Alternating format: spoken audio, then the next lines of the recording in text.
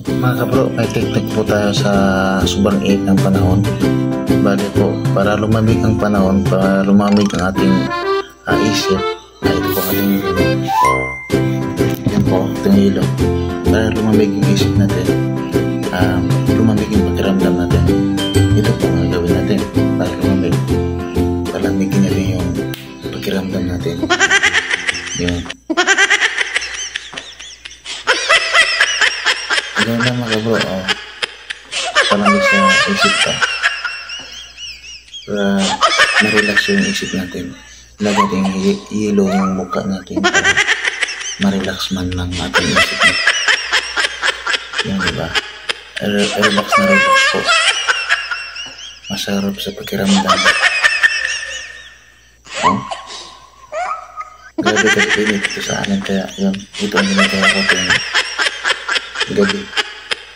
Palamig sa mukha para matanggal yung mga stress at yung mga konting problema sa ating buhay mawala, natunaw kasama magtunaw sa hilo.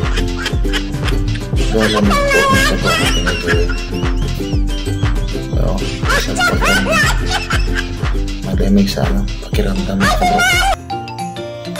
Ito ang ginagawa ko mga kabro pag sobrang init ang panahon. Kung mainit ang ulo mo, ito lang gagawin mo. Maglagay ka ng ice sa mukha mo para mawala yung mga masamang nasa isip. Diba? Sure. Masarap pakiramdam.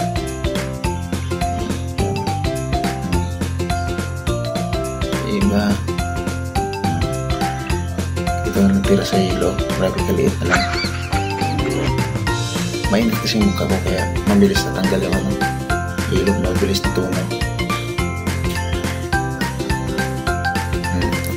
Yan ho mga kabro, pasira na itong video na to para makita sa mga ibang mga gusto mong magpalamig sa isip, sa sarili, para matanggal yung mga masamang pumasok sa isip niyo. O walang tunaw na mga kabro. Gawin na po mga kabro pag magpalamig tayo. Diba?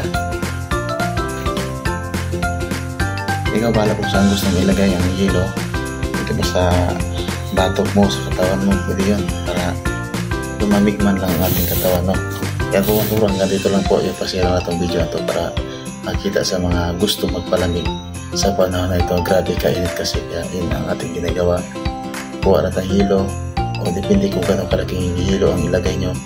Yung isang buong nasa yung binibinta na hilo na halagang tag 5, tag 3, gano'n, yun ang gawin nyo.